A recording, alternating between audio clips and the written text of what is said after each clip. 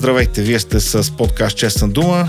В студиото сме заедно с Пепи Кънчев, а в 260-ти епизод на подкаста ще си говорим за новото Народно събрание, това как вървят нещата сега с новите парламентарни групи, конфликтите, които се получиха в ППДБ и разбира се ще засегнем някои международни теми, свързани с Америка и Западна Европа, това, което се случва с войната в Иран и още няколко неща. Така че шарен епизод, интересни теми, настанете се удобно, малко музика и продължаваме.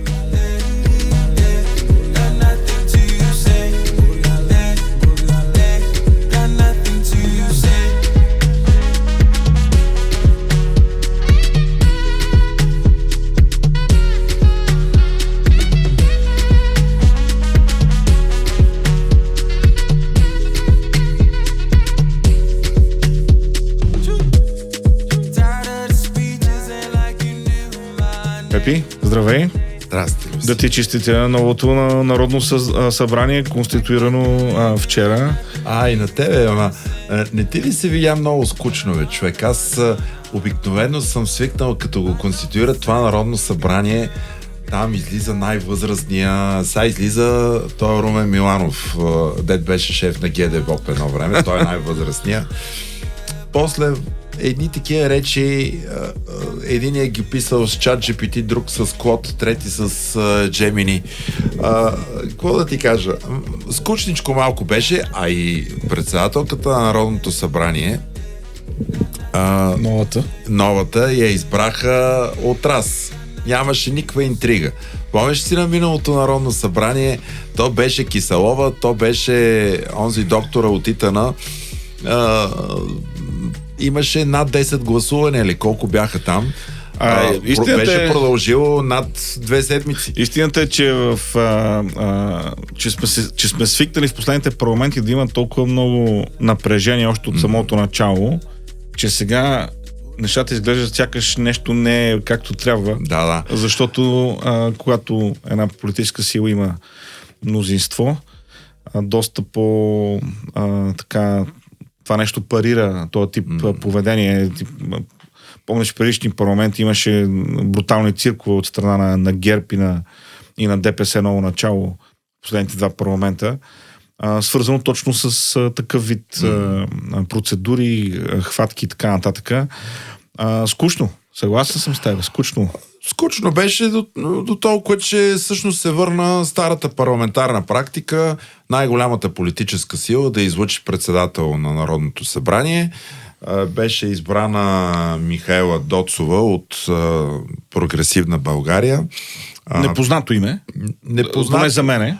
Непознато име, защото сега за нашите среди, правните, също е непознато, защото тя е преподавател по административно право и процес и местно самоуправление в Великотърновския университет. Там мисля, че декан е Борис Велчев, бившия главен прокурор. И общо взето тази дама, тя е била директор на дирекция правна в Министерство на екологията. Била е при Манол Генов, последния редовен министър от БСП, но в правителството на Желязков. Същевременно тя в служебното правителство е била малко, но явно като се е номинирали за някакво, тя е излязла. Така че и последния Юлиан Попов, министър на екологията, той също я оставил.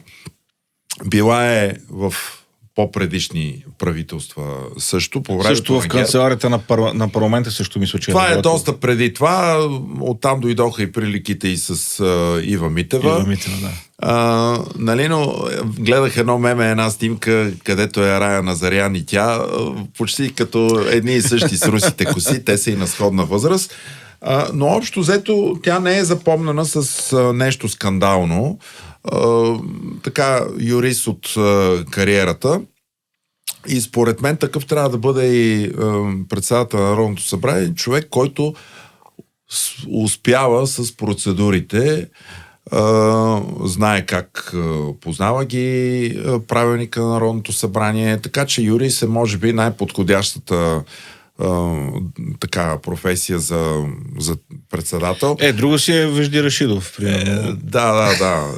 И всеки път, като завърши репликата, ти му викаш на здраве. Нали? Не знам. Според мен така, тя добре ще се справи с това и качество. И както ти казах, тя е била министри, които са от БСП, при министри, които са били от ГЕРБ, при министри, които са били от служебни правителства. Така че, според мен, тя има опит с повечето хора, които са в Народното събрание. Сега тепърва предстоят да се конституират комисиите. Парламентарните групи вече ги знаем. Да. Пет партии влизат, но 6 парламентарни. Отново така нещо българско, една хубава българска закачка отново. 5 партии влизат, 6 групи се получават. Точно така. В последния момент Продължаваме промяната и Демократична България решиха да се яват в 2 парламентарни групи. Аз лично не мога да разбера каква е логиката на този развод по италиански. 2 заместник-председатели на парламента. Добре, 2 заместник-председатели на парламента, 2 представители на парламентарни групи. 2 представители в Централната избирателна комисия. Да, когато и мине мандатът, защото те сега ще има нови. Сега аз слушах това тук, ние така ли иначе при този развод не разбрахме защо се разделят. Кой взима бойлера и кой взима телевизора. Само разбрахме, нали, че така ще ли да бъдат по-добре. Но какви са истинските причини вътре от кухнята или от спалнята, да кажем, за този развод, така или иначе не бяха изнесени. Значи ето сега, за нашите слушатели, за да не се правим на ударени, ти там имаш един приятел, който е вътре в парламента. Велислав Величков.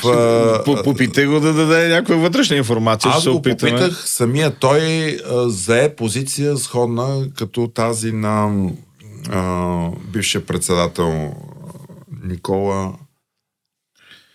Минчев. И на Радан Кънев, между другото, те двамата излезоха с сходна позиция. Не, Никола Минчев е от Продължаваме промяната. Да. И той изрази човека принципно несъгласие с тезите на Асен Василев, защото той е инициатора да има 2 парламентарни групи, защото Демократична България те пък държаха да бъдат заедно. За съжаление, в последния момент се взе това решение, ден преди конституирането на Народното събрание. За мен, в чисто исторически план, аз бих казал, че никоя партия, която се е разделила помежду си, исторически, това е началото на нейния разпад и упадък. Защото ние не сме имали партия, която се е разделила и това да е докарала още повече гласове и да се е обединила още повече заради разделението. Абсолютно. Няма как да стане. И така, както и в Евангелието се казва, всяко царство разделено помежду си няма да устои. Това е житейски принцип, божествен, но сега така са го решили. Аз разбирам и това, което и Асен Василев казва. Ние сме от друго европейско семейство. Това не знам как точно касае избирателите. Нали, но да речем, че едните се позиционират, че са центристи, другите, че са десни. И може би наистина има хора, които заради някакви по-леви политики на Асен Василев като финансов министър не са гласували за коалицията. Сега ще могат да подкрепят на драго сърце Демократична България, но те скоро избори не идват, защото за президент най-вероятно те се кълнат, че ще имат обща президентска двойка, което нали, пак няма да върши работа. Скоро време то е ефекта на допълнителни гласове поради това, че имат доктринални различия, няма да се породи. Да, според мен поне на мен така като следа по-скоро шума, който беше онлайн във връзка с евентуалното разделение на групите в парламента. Като имам усещането, че това нещо беше, ако не мотивирано, то със сигурност сериозно подсилено от такива афектирани силно партийни фракции. Едните обидени, че с преференциите са един вид демократична България, все едно са читнали, нали? И се вкарали повече хора, ама никой не ви е спрял да ползвате преференции. Ама виж, така правех. Цялата им кампания проведаха в борба за преференции между хора вътре в самата коалиция. Да. И това според мен беше грешка, защото всички застават в даден мир, такъв многомандатен избирателен район, за конкретен кандидат, всички играят за него, всички останали, те също събират преференции и те остават сами. И те де-факто събират гласове срещу своите си. Да. И това всъщност доведе до голям конфликт между двете, между ДБ и ПП. Но искам да ти кажа, че пък и другото е, че между Да, България и ДСБ нещата също не са там. Не са точни, защото това, което аз слушам от изявлението на Ивайло Мирчев е, че те трябва да върват към общ политически субект. Да. Това е нещо, което и Христо Иванов е казал преди години в подкаста на Правосъдие за всеки. Нещо, което пък ДСБ се дърпат, защото, видиш ли, те са най-старата партия. Те са членове на европейското семейство, на ЕНП, докато Да, България не са, те са кандидати все още. И съответно те пък си казват, ама аз не искам да се вливам във вас. Нали? И общо взето там също не си дигат телефоните. Нещо, което надявам се с началото на работа на Народното събрание. Обаче ето виж, имаше много силна конкуренция в първия ден и ПП, ДБ внесаха сходно количество законопроекти. Да. Което, така, надявам се, продуктивността е на лице, но и качеството да включително и Възраждане. И Възраждане и те в тази надпревара участваха много силно. Две теми основно това Народно събрание застъпва. Едното е съдебната реформа, което е страхотно. И не само... от една страна е съдебна реформа, другото е запълване на вакантни места, като нов Висш съдебен съвет и инспекторат.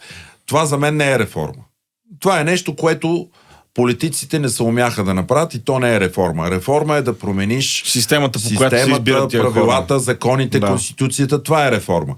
Но да си попълниш органите, които не си попълнил, защото не можеш да постигнеш мнозинство и не си говориш със съседа, това е друг въпрос.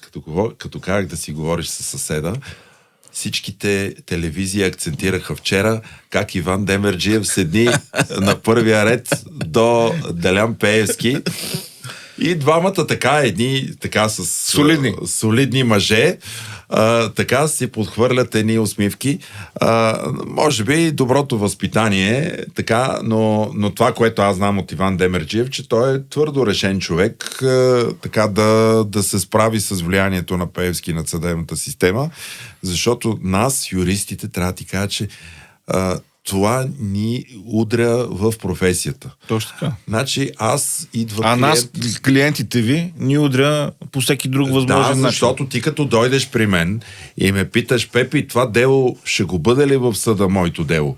И аз ти казвам, не знам. Ти за какво си би тогава? Нали? Това отговор и аз го знам. Докато имаше време, в които аз ти казвам, Люси, според тези доказателства, според тези аргументи, които имаме, според фактическата обстановка, имаме вероятност 80-90%, ако нещо не се развали, да спечелим делото. Затова ти препоръчвам да го започнем и ще го доведем до край. Сега не мога да кажа такова нещо на клиента. Аз не знам кой ще е съдията, не знам кой с кого се е обадил и кой административен ръководител не му е наредил това дело да бъде свирено по този начин. И ето виж и какво е върховенството на правото. На правото, точно така. Да знаеш, че нормата члена, линейката се провежда, се прилага еднакво за абсолютно всички. И за Люси, и за Демерджиев, и за Пеевски, и за Радев и така нататък. Това е нещо, което трябва да се възстанови и всичко това нещо идва с това да се избере нов Висш съдебен съвет по нови правила, с съвсем различни стандарти. И тук днеска слушах моя колега Велислав Величков, който е избран за народен представител и това ще му е мисията там. Им пожелавам му да успее, именно да се изберат този път не както политиците си ги избираха до сега. До сега как ги избираха в правителството на съдебната власт. Тия са от нашите, тия са от вашите. Най-голямата политическа сила има 60%, да речем. Те предлагат толкова пропорционално имена. Следващите предлагат тези, ако ти ми гласуваш моите, аз ще гласувам твоите. Да. И така постигаха 2/3 мнозинство. Не, тук става въпрос за съвсем други правила и критерии. Това са читавите магистрати, тези са сложени на масата. Те наистина са най-доброто, което може да се намери. И там да не са само, да не са магистрати. Там да има професори от юридическите факултети, хора от неправителствените организации, хора, които те трябва да са юристи, разбира се. Да. Хора, които имат отношение към темата за съдебната власт. Такива хора има, съществуват. Mm-hmm. Но никой не ги търси. Всички казват колко много читави магистрати имали. Проблема нашикъв е, че тези магистрати никой не им знае имената, защото те биват държани ниско-долу. Да. Изкарайте ги от склада. Точно така. Изкарайте ги от склада, те съществуват, имат си такива организации, които са на прокурорите, на съдиите. Тези хора да станат видими. Да бъдат точно така, да им се даде видимост. Както се появиха Атанаска Дишева, Олга Керелска, такива като тях, ако има други, вие ги знаете, изкарайте ги и партиите да ги одобрят. Като стана въпрос за съдебната система и за реформите, тази седмица имаше едно решение на Софийски градски съд, свързано с дело на прокуратурата срещу Кирил Петков и Божидар Божанов. Да, Божидар Божанов заплашвали онзи министъра на електронното управление Йоловски да някакви пари да ги даде на конкретна поръчка. Делото, между другото, е прекратено и прокуратурата за пореден път го изпраща на досъдебното производство да бъде разследвано изцяло наново поради неясно обвинение кога, при какви обстоятелства, с какви думи, за каква сума и за коя обществена поръчка. Тоест, става въпрос. Какво има в това обвинение, ако тази информация няма? Няма го. Витиевато е. Ти знаеш, в един обвинителен акт трябва да се каже на еди коя си дата. В еди кой си кабинет или място. Хората, които... Еди кой си казал на другия. Какво точно тия е казал? 265 милиона ще ги дадеш за поръчка, която ще отиде за фирмата еди коя си, защото така съм му обещал. Не на Мишо Бирата. Да, не на Мишо Бирата. Въпреки, че там аз съм обещал на президента. Да, така. Ето такова обвинение там няма. И кога бил казал, пък как... И той се почувствал много притеснен и ходил с охрана. Той е Йоловски. Той отдавна нито е министър, нито нищо, ма ходи с охрана. И сега ти виждал ли си Божидар Божанов на снимка? Аз и наживо съм го виждал. Така. Аз го и познавам, защото бяхме съседи, не за друго. Така по време на COVID се редихме за мляко пред една млекарница в квартала. И значи, той човек... Да, той не е от UFC, така да кажем. Не е годен за UFC. Всичко може да предизвика в теб адмирации, че е умен, че е такъв много успешен и така нататък, но не е физически страх. Физически страх.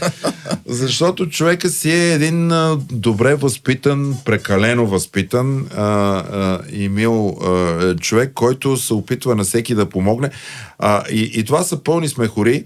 Това дело отиде в историята същото, каквото беше там и за подписите в Сдружение Корал. Да. Това са делата бухалки, за които говорим. Едно по едно то отива, обаче определението на съда е просто брутално срещу прокуратурата. Едва ли не, вие юристите ли са го писали, какво е? Така че и това си отиде на кино. Добре, още не... доста се обсъждат, още витаят в пространството различни имена за предстоящия кабинет на прогресивна България, така че не знаем какво ще се случва там. Тази седмица ще бъде. Но тази седмица, в смисъл следващата реално, защото ние сега сме в петък на 1 май, записваме за вас, слушатели, работиме в Деня на труда. Честит празник, тия, които празнуват, било то на работното място или някъде другаде. Така че реално другата седмица ще има вече повече информация за правителството и за състава му и тогава ще коментираме по тази тема. Така че спокойно може да минем към Международния фонд, защото той е много шарен. Чакай, как тук имаше много други неща. Закриха се магазините за хората. И как можах да забравя това нещо? Това ти е любима тема на тебе. Аз колко време ги търсих тия магазини, не можах да ги открия, те взеха, че ги закриха. Имало в 50 магазинчета, в 50 кооперативни магазина, значи по селата има едни такива. Колпове. И вътре, защото слушах едно участие на министър Иван Христанов, който, между другото, моите адмирации, човека свърши страхотна работа. Не му стигна времето, но така, ето, стигна се и до това. И от това да се затворят. Защото наистина там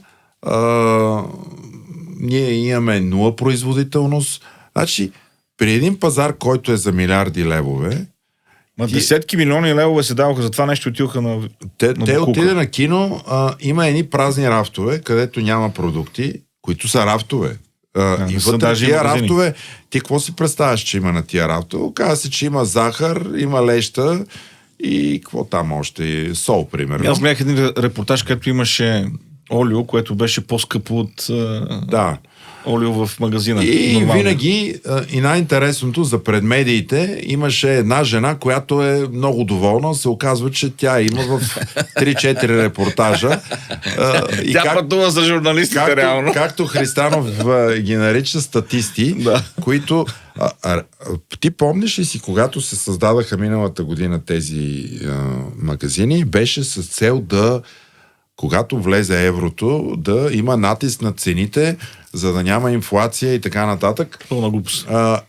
Ама те имат един оборот, който е смешен от типа на 150 хиляди лева или нещо от този сорт, които на фона на милиардите, които те се извършват, и всичките пари от бюджета, които са отпуснати, знаеш за кога?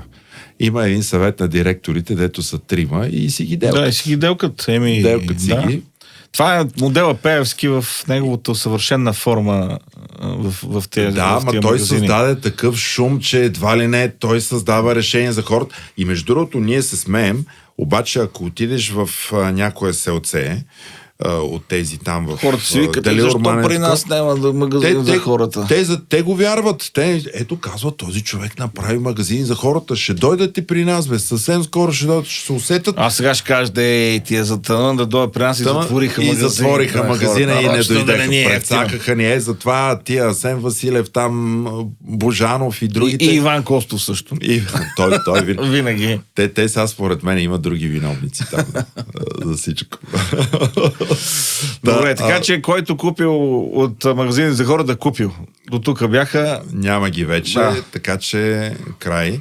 Но много хубаво решение имаше и на министъра на финансите. В последния ден обявиха, че от Банката за развитие... Взимате ни 1,4 милиарда, така. Да, които ги остават всъщност на редовното правителство за харчене.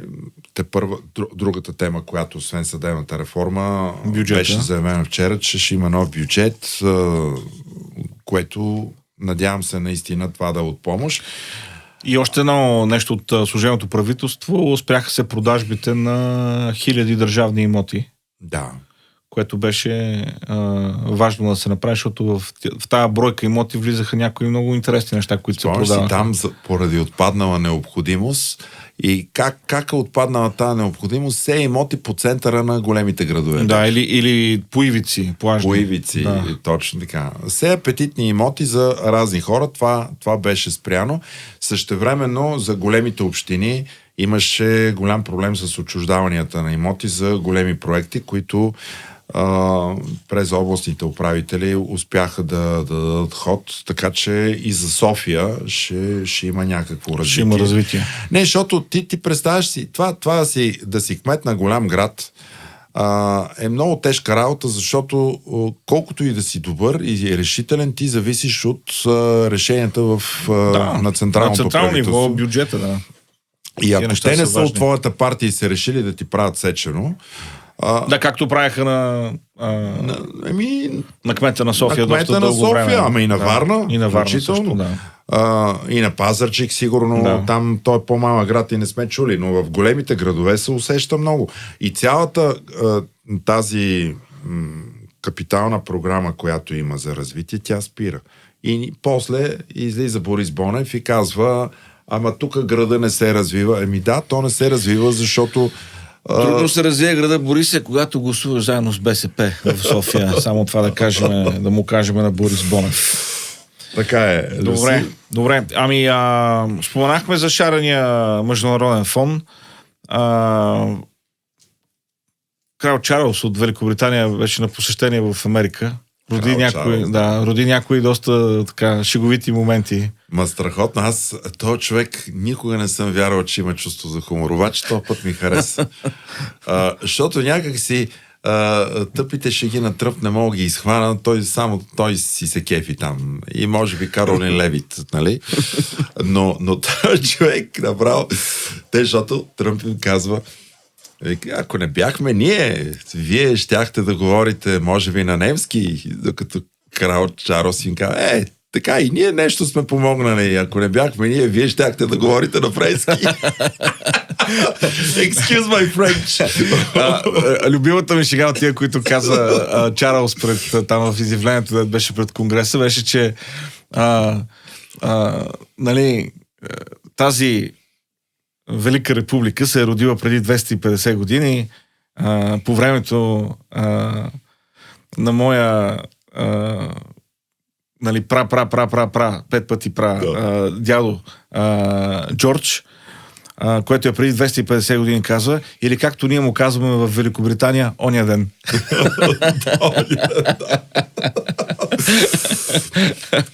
Просто беше мисля, че посещението беше добро и в известна степен малко така, може би, понамали напрежението. Защото определено има напрежение, нали, в Великобритания и САЩ винаги са били като съюзници. Братски народа. Абсолютно. И никога не са имали толкова такъв голям разрив в момента. Нека напомня какви така подметки имаше от страна на Тръмп към Стармър, докато Чарлз успя малко да умекоти. Не знам дали влезе в YouTube канала на Белия дом. Имаше снимка на двамата на Тръмп и на Чарлз и отдолу сложили надпис Two Kings, двама крале. Нали, това е точно в стила на Тръмп, нали, такъв вид тролене. Според мен той е с намигане към тия, които, нали, протестираха No Kings, нали, протестите, които бяха. Според мен той е дал паролите на канала на малкия си син, Баран. На Баран. Той ли ги прави тия? И той ги пуска там едно след друго. Фот му хареса, слай тук. Съдържанието е на моменти комично, нали, което излиза в официалните канали. Което, нали, не дава така уважителен облик на администрацията и на самия президент Тръмп. Сега, да поговорим за Иран и това, което се случва там. Нещата се закучиха, цените на петрола върват нагоре. Няко нагоре. Да. Толкова нагоре, че направо ми се ще нашите цени да са толкова, колкото са в момента в Америка. Защото... Американците, ако знаеш как реват... 4,25 е цената на галона в Америка към момента. Което е... Цени не знам от кога не са имали. От 2022 година. Последно. са толкова високи цените били? Тогава може би заради кризата. Да, заради COVID. Заради COVID, да. След COVID. Но те имаха и друг връх, нали, смисъл, после следваха цените, но според мен подцениха възможността на Иран да оказва съпротива. И особено по отношение на самия проток. Според мен това там е недомислено. Или просто са били наясно какво ще коства и колко време ще отнеме, но са преценили, че въпреки всичко трябва да се направи. Абсолютно неподготвени са. Аз съм напълно съгласен. Това с този военен министър Пит Хексет, това е все едно Румен Радев да си сложи военен министър Карбовски и той да води някакви военни действия с... И друг път сме говорили това нещо, няма как да е като Карбовски. Той е бил телевизионен вожд, но той си е бил военен, бил е Ама генералите имаха сериозни резерви към всичко, което се случва там. И според мен ти трябва да ги слушаш тия хора, защото те разбират. Затова съм съгласен, да. И тук... Но все пак, нека кажем, генералите са си военното ръководство, министъра на отбраната си е политическо ръководство. Така че генералите, да не е смисъл, ако сме генералска държава, генералите да определят, ама нали, ние тук обичаме генерали в България, ама това смисъл не прикривам Хексет, напълно съм съгласен, че там има неща, които са които бяха нали, обезпокоителни. Просто казвам, че атаката срещу Иран не я прави Хексет. Смисъл, там си има щабове, тия неща са планирани. Явно, поне според мене, явно не са очаквали, че иранците ще се опънат толкова много. Въпреки, че ги поразиха много сериозно. Нали, морските им способности, нали, корабите, флота им и сухопътните им способности са до голяма степен унищожени.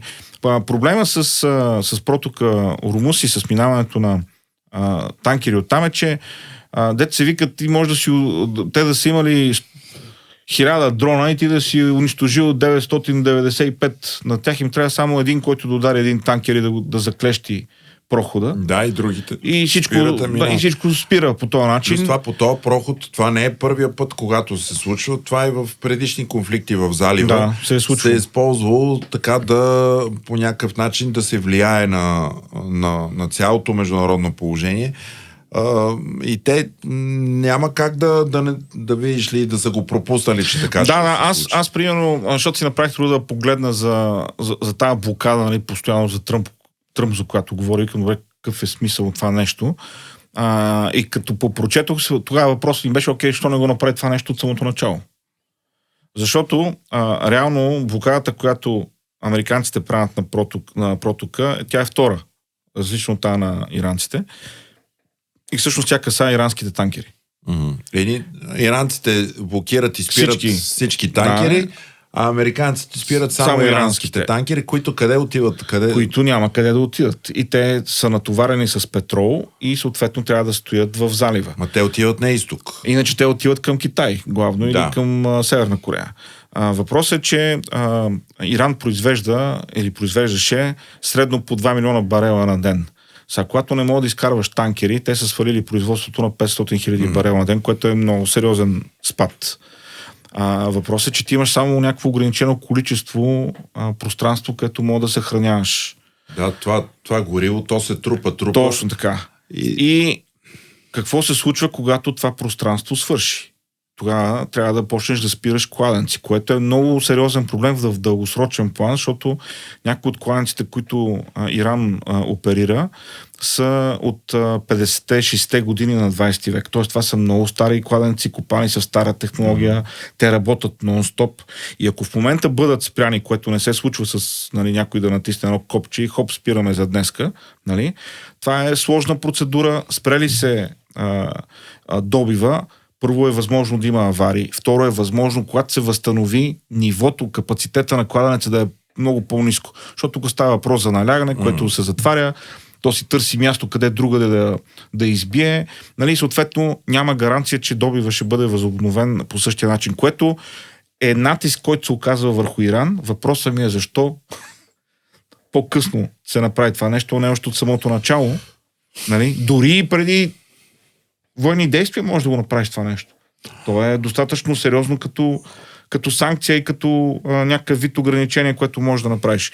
Но цените върват нагоре и в този контекст, това, което си говорихме с тебе и вчера, Обединените арабски емирства обявиха, че от днес, 1 май, напускат ОПЕК, което е сериозно сътресение. Да, защото ОПЕК обикновено слага квоти, колкото ОПЕК функционира като картел, реално. Да. Те в смисъл определят цена без значение и добив, и количества. Най-вече за добива, защото те когато се дигне цената, увеличават добива. За да поддържат определена цена, която е изгодна. Поддържат определена цена, което не знам кой има полза от цялото това нещо. И то точно в момент като този. Самите Обединени арабски емирства, защото явно те искат да изнасят повече, отколкото картела им позволява. Да. Те в момента изнасят, мисля, че 2 милиона, малко над 2 милиона барела на ден, но реално имат капацитет за доста повече. За повече. И което пък е добре, защото реално, ако успеят да го изнасят, могат да свалят цените на петрола цялостно. Въпросът е, че трябва доста да дигнат добива. Да. И другото е да го пренесат не през Ормуз. Не през Ормуз, а през други места, да. През Червено море, може би. През... което пък това е едно такова отклонение, което също дига цената. Абсолютно. Така че, както видяхме от Путин в Украйна и от Тръмп в Иран, плановете не се развиват така, както сме ги планирали. Нали? Особено когато става въпрос за военни действия. Да, и за време. И за време, нали? И за щети, които някой може да ти нанесе, въпреки това, че си го поразил, нали, по някакъв сериозен начин. Те, според мен, американците тук не оцениха така възможността Иран като народ, като нация да търпат едни лишения, които западния свят не търпи. Тук дигнал се малко бензина и хората са по улицата. Настава революция, да. Докато там хората и с бензини, ако има бензин, ще караме. Ако няма бензин, няма да караме, както е в Русия в момента. Няма интернет, няма VPN, ще си слушаме радиоточката. И там гледаме едни инфлуенсърки, които непрекъснато се оплакват. Нали? Те чак сега, 4 години по-късно разбраха, че има война. Да, когато видяха, че в Туапсе и в няколко други рафинерии бяха ударени много силно. Между другото, Украйна прави голям пробив в ударите в дълбочина вътре. Русия, да. В Русия те толкова много са дигнали производството на дронове, че освен за собствени нужди, те изнасят и почнаха да продават, включително настрани в залива. Включително настрани в залива за защита от ирански нападения. И с Америка за голямо количество дронове. Същевременно, не знам дали разбра, в април месец е месеца, в който Русия е изстреляла най-голям брой дронове, 6583 само за този месец дронове. И сега лошото е, че те удрят всякаква гражданска инфраструктура. Те удрят главно гражданска инфраструктура. Докато Украйна, те не по-малко дронове изпращат, но всичко е целенасочено към цели, които поразяват... са военни цели или ето сега в момента при тези цели. Високи цени на горивата, Русия не може да се възползва, защото рафинериите им горят една след друга. И то големите рафинерии, големите центрове. Това е една много сложна система на производство и рафиниране, добив и рафиниране, което украинците толкова добре са го планирали, че удрят само там. Между другото, в иновациите те са номер 1 в момента, защото включително те са почти на път да изградат армия без войници. Има едни сухопътни дронове такива, които роботизирани воюват. Те са желязо. И всъщност жертвите на Украйна падат страшно много като войници. Докато имат норма, не знам дали разбра, Да. те имат норма Между... по 50 хиляди на месец. Да, сега са на 35, доколкото знам. Да. И целта им е да ги дигнат до 50 хиляди, което е много тежко да го кажеш като новина, но пък това е нещо, което Путин налага на своя си народ. Никой не те е канил да ходиш. И с всичките тези лишения, които те имат като интернет, като аз доколкото знам и достъпа до бензиностанциите е много труден. Там да си заредиш гориво в момента също много труден. Моето предположение е, че сигурно в тия райони, където се добива, има. В големите градове се прави всичко възможно да има, но всичко, което е горе-долу по средата, там яко усещат. Ходят пеша. Яко теглят криша. Сега, другата седмица, не по-другата, е 9 май и така уреваха да има примирие за един ден, за да могат да си проведат парада, който този път ще бъде без войници, без военна техника, без нищо. Явно всичко са издумкали на фронта. Иначе защо да не го покажат? И сега е много важно да се гарантира събитието. Аз бих се съгласил, ако да кажат къде точно ще стои Путин по време на парада. Да кажат на къде локация точно ще бъде. Той, доколкото знам, казва, че има едни такива кадри там на Инсайдър, Белинкат и разни други, в които той си е направил в разни дачи пълно копия на кремълските зали и те го снимат там, обаче те заснели как, примерно... ключа е на друго място, монитора е различен, гледай го, абсолютно.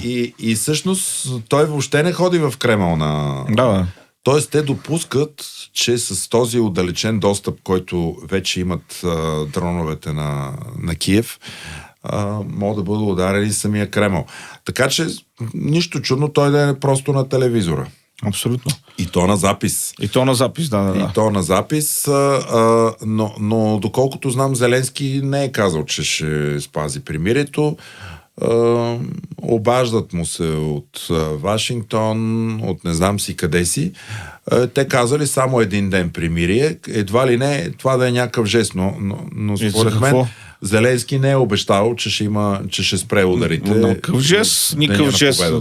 Деня на победата. Така победа ми трябва на тия, че... И сега цял разговор се провежда между Тръмп и Путин по телефона. Вместо да се говори за примирие трайно, те говорят за 9 май. Това ли е? И виж, и видя ли каква е реакцията, всъщност, какво се случва? Сега имаме втори посланник на САЩ в Киев, който си подава оставката. Който се оттегля доброволно. И то откакто Тръмп е... Да. И това са посланици, които не са от Байден дошли, ами те са си негови хора. Тоест, тези посланици, които познават и не само това, и двамата ясно изразяват несъгласие с политиката на Вашингтон по отношение на Киев. И двамата по отношение на Русия, по-скоро. Не, и по отношение на Киев, това, което... Каква е политиката, какви са отношенията, точно така. Те изразяват пълно несъгласие, което е сериозен сигнал. Аз не знам какво трябва да се случи, за да може този човек да вдене и да осъзнае, че няма как да стане. Това не са имоти в Нью-Йорк тук и не всичко е въпрос на договаряне и на цена. Не знам какво трябва да се случи. Да, защото ако ти ценностите ги махнеш и ги замениш с цифри, полезни, изкопаеми изделки, това не е за което си призван. И същевременно хората, които провеждат твоята политика на терен в Киев, това да са продавачи на имоти, брокери, като това Уитков и Зетия. Айде, Зетия поне направи там Аврамовия акорд, Аврамовото споразумение. Зетия дори толкова не ме е такова. Смисъл, той отива, има директна връзка с това, но той Уитков е... Аз до сега не знам някъде, където е бил нещо да е постигнал този човек. Не знам какви сделки е правил, може би е много добър в имотите, ама тук не стават нещата. с имотите и особено в Ню-Йорк сигурно е много добър, но това е съвсем друг филм от това ти да спасяваш човешки животи и то милиони човешки. Не, и да договаряш между страни, между империи, между държави, нали, където не става въпрос само за някакво финансово изражение. Тук има история, тук има идеология, която в някои случаи е движеща. Прати ли го да преговаря с Иран? Ма те уния са религиозни фанатици. Какво ще преговаря този счетоводител? С Русия е същото нещо. Те тотално не познават тия хора. Да, нито история, нито такова. Те тръгнали там, ние ще ви предложим това, ще направим онова. Това не е капала чуши. Да, така е. Слабо. Слабо. В това отношение доста слабо. С няколко такива проблясъка там в Венецуела, това колко бързо стана, още едно-две така неща, но това не е достатъчно и по никакъв начин аз не мисля, че това нещо отговаря на американския интерес. Дори ако погледнеш Америка Фърст политиката, аз не виждам как това нещо пасва на американски интерес като политика. Смятай, щом ние сме го осъзнали и то сме го осъзнали, защото се случва тук до нас. Но според мен вече са го осъзнали и американците. Все повече хора, които бяха привърженици на политиката на Тръмп, след много гафове, те преосмислиха позицията си и според мен самият Тръмп е осъзнал, че тези междинни избори ги е писал загубени. Сега има едно решение на Върховния съд от тази седмица, не знам дали знаеш, че то е свързано с редистриктинг или така нареченото райониране в избирателните, в различните щати, което е доста... Даже Обама написа становище по въпроса, толкова беше възмутен. Реално решението е принципно, но със сигурност ще бъде в вреда на демократите. Защото начинът, по който върви в момента районирането според сегашните закони, ти дава възможност да правиш страшни чудеси, нали, смисъл, не мога да си представиш райони с какви форми има, нали, и реално това води до такива случаи, в които, да речем, в един щат има на президентски избори Тръмп е получил 40% от вота, не е мнозинството, нали, а в същото време от този щат, примерно, има 4 сенатори и 4 са само демократи. И то е заради районирането.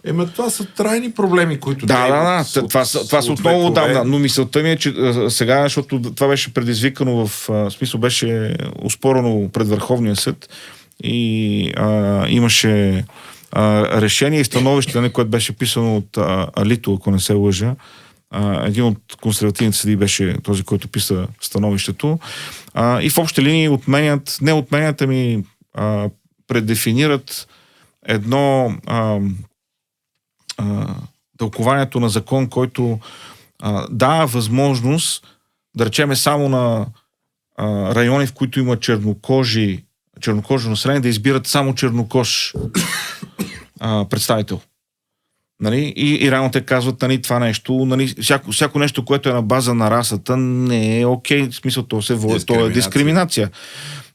Плюс и в момента, както от демократи, така и от републиканци, има чернокожи представители, които са избрани от райони, в които мнозинството са бели хора. Тоест, това е било адресирало някакъв проблем в миналото, който е имало, но днес това нещо вече не е окей по този начин да става. Развило се обществото в друга посока. Въпросът е, че ще има размествания. Нали? Според мен за това беше толкова силна реакцията. Но това са, как да кажем, това са някакви пикантерии и някакви сайд диш, нали? Така, това са гарнитури на основното нещо. Истината е, аз си мисля, че тук се съгласявам с теб по отношение на тая позиция за външната политика на Тръмп, тотален фейл. Нали? Дори и по отношение на Америка Фърст възгледа. Да. Защото аз не виждам това нещо как е изгодно за Америка. Не мога да го видя.